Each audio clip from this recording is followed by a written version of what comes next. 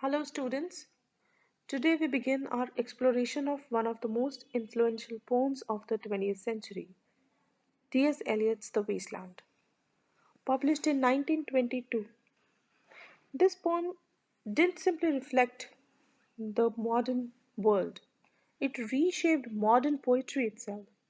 It emerged from a moment of profound crisis after World War One, when the world seemed spiritually exhausted, culturally fragmented, and emotionally barren. Eliot, in this poem, captured this collective disillusionment with an intensity and complexity that no poet before him had ever attempted. Students, this poem is not just a poem that you read, it is a poem that you enter. It's a landscape of broken images, cracked voices, and scattered memories. It is a text where myth, religion, literature, and personal history overlap and collide. And in that chaos, Eliot invites us to search for meaning. Much like humanity was searching for meaning in the aftermath of war. So, as we begin this lecture, I want you to keep one question in mind. What does it really mean to live in a world where old beliefs have collapsed and new beliefs have not yet been formed? So terrifying, don't you think? This is the emotional and philosophical core of the wasteland. So, this poem is just not about desolation that you'll be thinking is such a pessimistic poem. So, it is just not a pessimistic one. It is also about the possibility of renewal. In the same desert, where nothing seems to grow, he plants small, fragile seeds of hope, mythic, spiritual, and symbolic, which we will unpack as we move through the poem.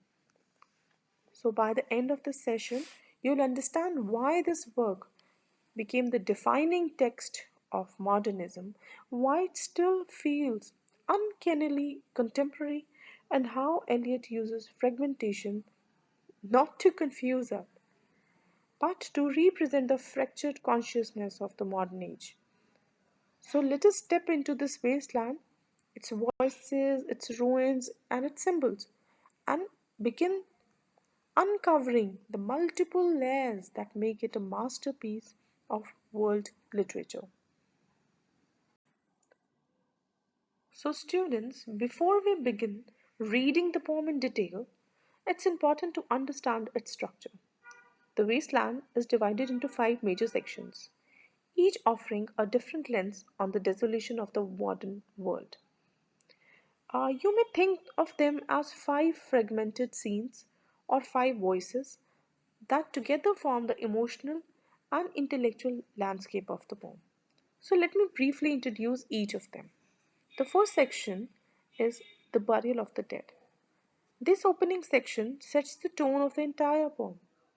It contrasts the promise of spring, traditionally a season of rebirth, with the emotional barrenness of modern life.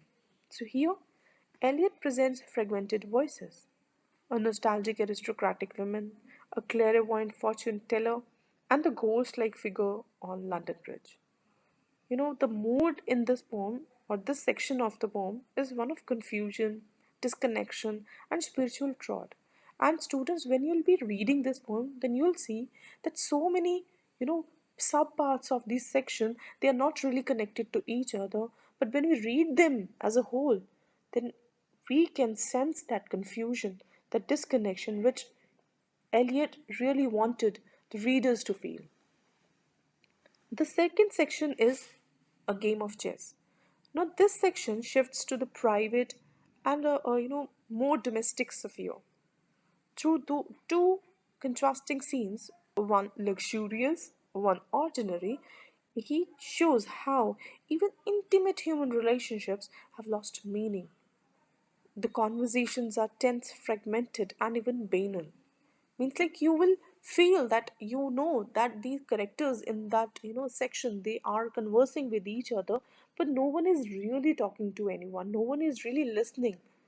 Everybody is in their own, bubble or fragmented sphere where there is no meaning. There is, intimate human relationship. Everything is has been, lost. So the theme here is emotional sterility. People talk. Like I just said, that people really talk, but no one truly communicates. And I just hope that you know the difference between talking and communicating, right? So the third section is the fire sermon. This is the longest section of the poem. Set along the polluted river Thames, that flows in England, it presents a world filled with decay and mechanical, loveless sexuality. He evokes the Buddha's fire sermon, linking modern desire with spiritual suffering. Tiresias, the mythic figure who has lived as both man and woman, becomes the central consciousness.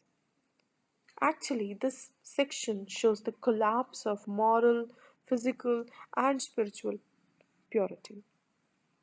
The next section is Death by Water, and this is the shortest of all the sections, almost like an abrupt warning. It comes and just goes and warns us of the impending danger. So, it tells the story of Phlebas, the Phoenician who drowned at sea. Students, water, which usually symbolizes purification, here also reminds us of mortality and the relentless cycle of life and death. It is a stark reminder of the fate that awaits all human beings. The last section is the final section is what the thunder said. And this section here we move towards exhaustion and then renewal. It contains apocalyptic imagery. Ruined cities are there, dry landscapes, and a world waiting for rain. But toward the end, there is a faint shift. The thunder speaks in Sanskrit, offering three teachings: Data, Dayadvam, Damyata. And the poem chooses with a fragmented but hopeful gesture: Shanti, Shanti, Shanti, a blessing of peace. So, together, these five sections depict a civilization that is spiritually dry, emotionally fractured, and culturally disoriented, yet still searching for healing. As you explore the poem now, keep in mind how Eliot uses fragmentation not as a chaos but as a reflection of modern consciousness.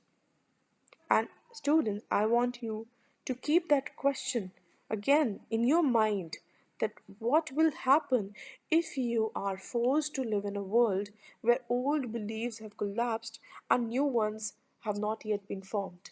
What will happen when you know that your past is no longer your past, your present is no longer yours, and the future is nowhere to be seen? So, what will be your reaction? How will you react? How will you feel?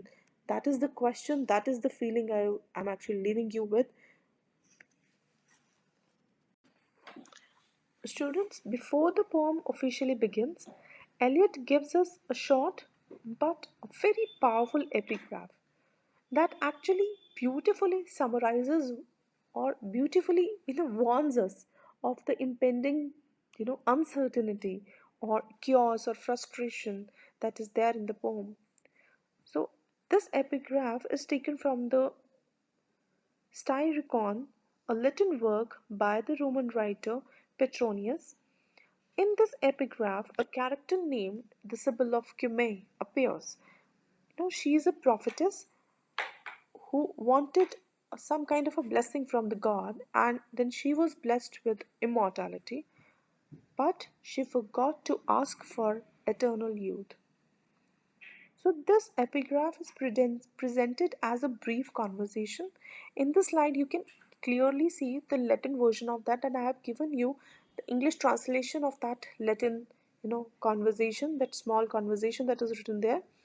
And it means like there is a group of young boys when they see Sybil hanging in a cage, shriveled and exhausted, and when they ask her that, Sybil, what do you want? And she replies, I want to die. So, what is actually going on in her mind? That is really hard to imagine, hard to, even think of. So, this line is extremely important because it sets the emotional tone for the entire poem. So, let me explain why. Because the symbol is a symbol of a civilization that has lived too long, a world that has lost its vitality, its purpose, and its spiritual energy or spiritual connection.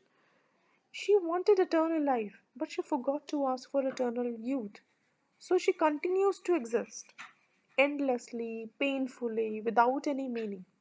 This becomes a perfect metaphor for the modern age as Eliot sees it. So he places this epigraph at the beginning to tell us four things.